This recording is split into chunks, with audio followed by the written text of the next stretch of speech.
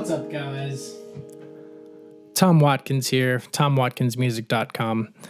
That was just me playing a little bit of my original song called Time that I put a live video of online last week. So if you haven't checked that out, make sure that you check. I'll maybe put a link in the description or somewhere on the screen where you can click on it and watch it.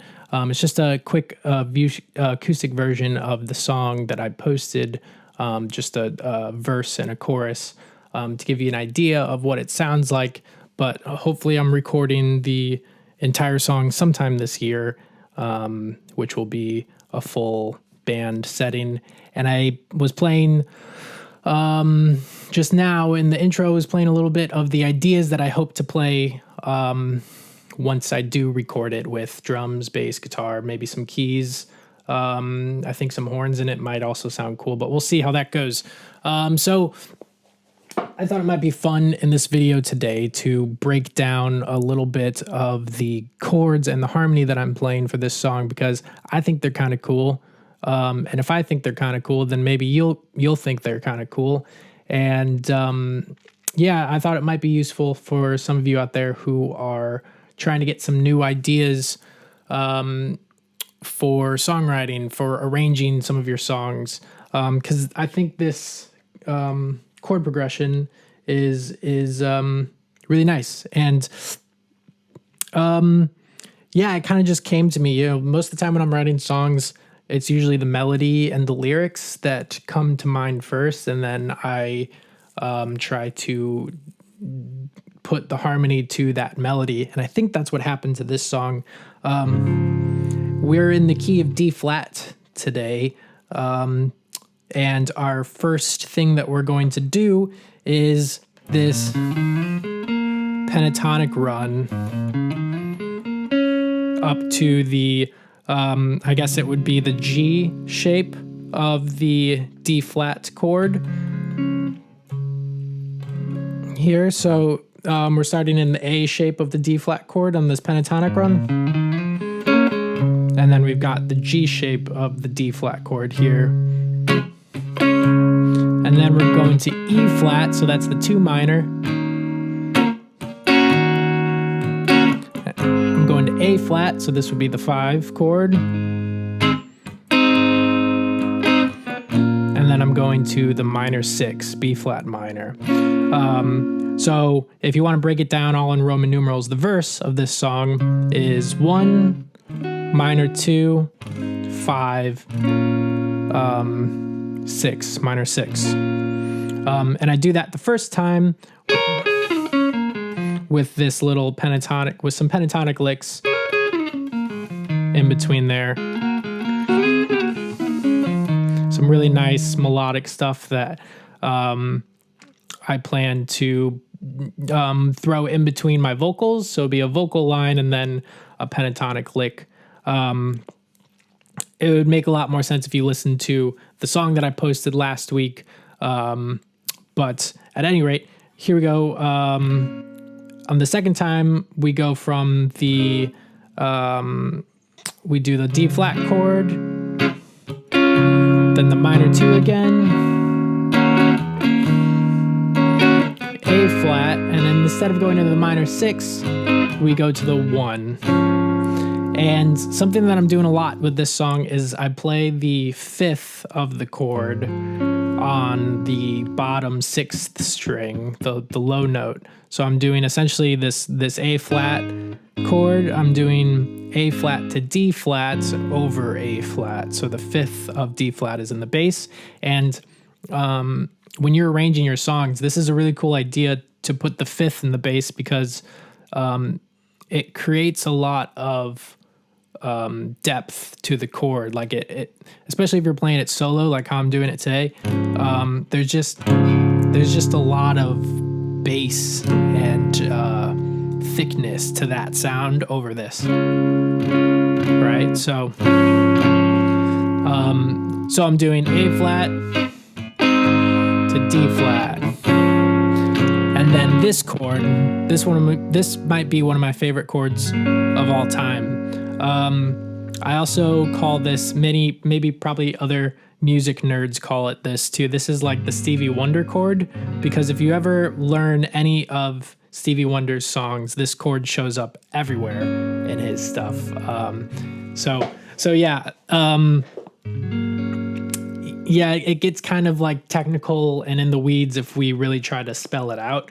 The way it's kind of functioning is this as like a dominant chord, and it's like a suspended sound. So I would call this like an A flat 7 suspended, because it's a sus4 and a sus2.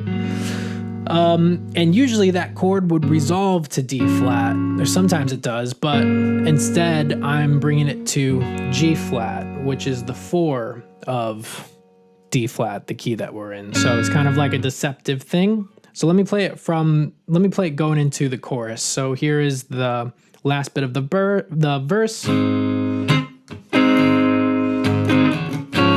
flat, suspended, chorus. So now we're in our G flat. We've got G flat, F minor, E flat minor, D flat, and then A flat. And they're all quick chord changes. They're just getting one beat each. So it would be like 1, 2, and that's on that A flat chord. That's where our rhythm kicks back in. And yeah, you've probably noticed in the intro and just throughout this explanation so far that I am using the thumb over top a lot of these chords. You don't have to. To me, it's just comfortable, and the thumb, don't be afraid of putting that thumb over top. Maybe some of the guitar teachers out there have told you not to do it, but don't listen to them. If you want to do it, there's plenty of really good guitar players who play the bass note in their thumb. Yeah, plenty of them. I don't even need to name any, because I'm sure that you can think of at least 3 off the top of your head. But don't be afraid of putting that thumb over. You can really get it really frees up the other fingers to do a lot of other cool stuff. So if I'm going to put Roman numerals to all of this, like the Nashville number system, we've got 4, 3, 2, 1, 5. So 4, minor 3, F minor, minor 2, E flat minor, 1. So we're in the key of D flat. So this is our 1 chord, D flat chord, and then A flat, which is the 5. And that's where our rhythm comes back in. And I think I did some pentatonic stuff over the 5 chord, oops, something like that. And then we've got D flat again with the A flat and the bass. I think I voiced it like this. And this is, sometimes the thumb gets me in trouble, because I think in the intro, like I was like, am I gonna do it like this, or am I gonna do it like this? So there was like a split second of how am I gonna position my hand, but I think I landed like that. I'm not sure. And then we go to G flat again, and this is like, I'm sorry, this is not G flat. I put G flat in the bass, but this is another cool harmonic thing that I like to do in songs, and you hear a lot in like rock and roll music. But this is the flat 7. It kind of acts as like a little suspended kind of dominant function. So technically I'm going from D flat to B major, but I'm putting the 5th of B major in the bass. So yeah, you think about it as C flat, but C flat is really gross in my mind, so I just think about it as B. So this is like B major with F sharp or G flat, they're the same note, in the bass. And then we're going to the minor 6. And this is a really nice spread triad voicing.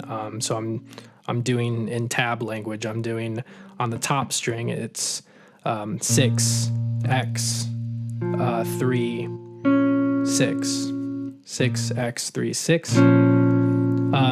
So this is just a regular B flat minor triad, but it's such a nice voicing, especially if I'm voicing all of this, the D flat and the flat 7, the B, with the 5th in the bass.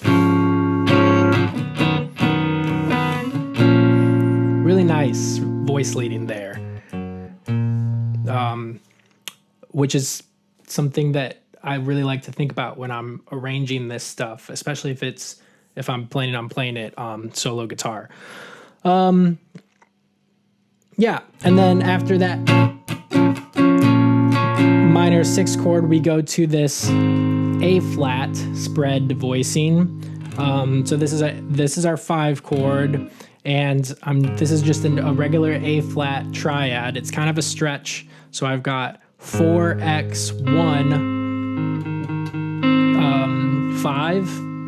Yeah, 4x1 5, and then there's like an inner voice movement with that 1. So this would be the E flat. This is something I like to do.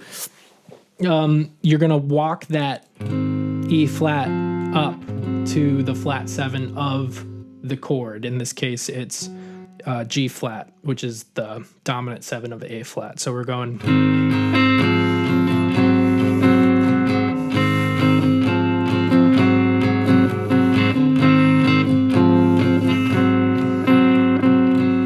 And then this resolves to this, and we're keeping that A flat on the bass, which is just a classic resolution. The tritone, the tension harmony there is resolving outward to a major 6,